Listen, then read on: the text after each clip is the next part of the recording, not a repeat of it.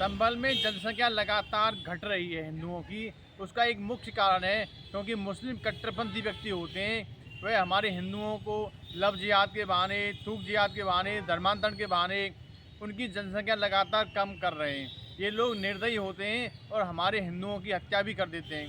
ये लोग हिंदुओं को काफिर समझते हैं। हमारी सरकार से यही मांग है कि ऐसे कट्टरपंथियों पर सख्त से सख्त कार्रवाई की जाए और कठोर कानून बनाया जाए, जिससे ये हमारे हिंदुओं के जो जनसंख्या घटाने का वो कार्य कर रहे हैं, ये अभी अंतर्राष्ट्रीय षड्यंत्र है।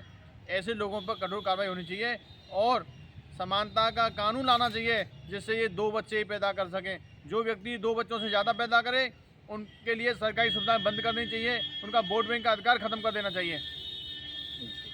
जैसे संभल में जो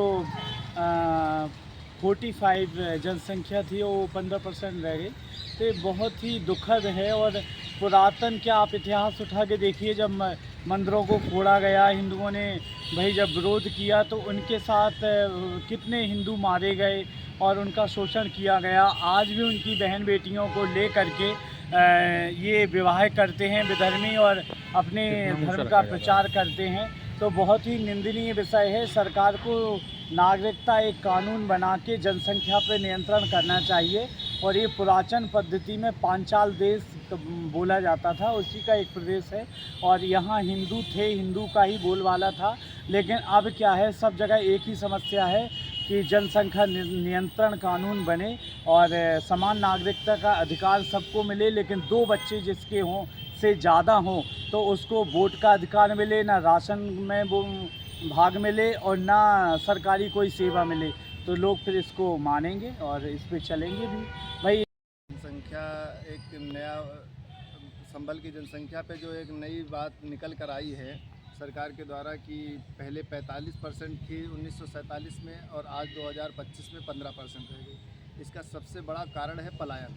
और पलायन के पीछे यदि हम देखा जाए तो घटनाएं ये घटित हो रही हैं कि हिंदू झगड़े में नहीं रहता और दूसरे आक्रांता, दूसरे जो विपक्षी दल हैं वो झगड़े करके, फसाद करके, दंगे करके, अनेक पीछे सरकारों ने भी उनका सहयोग किया, साथ दिया, जिसके कारण से हिंदुओं को विक्षिप्त होना पड़ा और वहाँ से पलायन करना पड़ा या फिर पलायन हुआ अथवा मार दिए गए। तो हमारा सरकार से एक आग्रह है, निवेदन है कि सरकार को इस पर बहुत सावधानी से और पुनः जो हिंदू पलायन कर गए हैं उनको रोज़गार दिया जाए, उनको उनके घरों में स्थापित किया जाए उनको, और इस तरह से पुनः जो संभल की जनसंख्या है उसको बैलेंस में किया जा सकता है। ओम रत्नाकराधौतपदां हिमालय किरीटिनीं ब्रह्मराजर्षिरत्नाढ्यां वंदे भारत मातरम। भारत माता की जय, हिंदू राष्ट्र की जय। यह भारत माता, यह हिंदू राष्ट्र, यह निश्चित रूप से हिंदुस्तान हिंदू राष्ट्र ही है, इसमें कोई संशय नहीं। हमारे यहाँ वेदों में, पुराणों में, उपनिषदों में सब जगह इस हिंदू राष्ट्र को हिंदुस्तान ही कहा गया, हिंदुस्तान को हिंदू राष्ट्र कहा गया। और यह भारत भूमि हिंदू राष्ट्र और आगमों में अनेक वेद आदि में, शास्त्रों में इसका बड़ा भारी महत्व गाया गया। भागवत पुराण में तो लिखा है, अहो अमीशाम किमकारी शोभनम प्रसन्न येषाम स्वयं हरि ये जन्म लिब्धम नृषु भारताजरे मुकुंद सेवोपैकम स्प्रियायिना। भगवान की भक्ति के लिए यहाँ भारतवर्ष में जन्म लेते हैं सभी भारतवासी, यहाँ जन्म लेकर के भगवान की पूजा अर्चना करते हैं। यह भारतवर्ष हिंदू राष्ट्र है। हिंदू राष्ट्र क्यों है?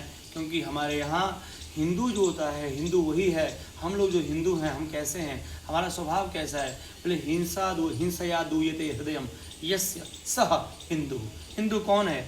जिसका हृदय हिंसा से द्रवीभूत हो जाता है, हिंसा से बिल्कुल दुखित हो जाता है, व्यथित हो जाता है, वही हिंदू है। जो दुखी रहता है हिंसा को देखकर, हम कभी हिंसा नहीं चाहते, हिंसा हमारा स्वभाव नहीं, इसलिए हम लोग हिंदू हैं। और हिंदू जिस स्थान में रहते हैं, जहाँ सिंधु नदी पास में बहती है, उसी को हिंदू कहा जाता है और हम सब हिंदू हैं। हिंदुस्तान सिंधु नदी का पानी पी करके श्रेष्ठ और महान हुआ है, विश्व गुरु हुआ है। यह हिंदुस्तान हिंदू राष्ट्र है, इसमें संशय नहीं। और हिंदू राष्ट्र निश्चित रूप से हिंदुस्तान है, हिंदुस्तान ही हिंदू राष्ट्र है। यही बात श्रीमान मोहन भागवत जी ने कही है, हम उनकी बात का समर्थन करते हैं। सभी संतों का, महापुरुषों का एक मत है, जय भारत, जय हिंदू राष्ट्र, जय श्री कृष्ण, जय श्रीमन नारायण, जय तु भारतम, जय।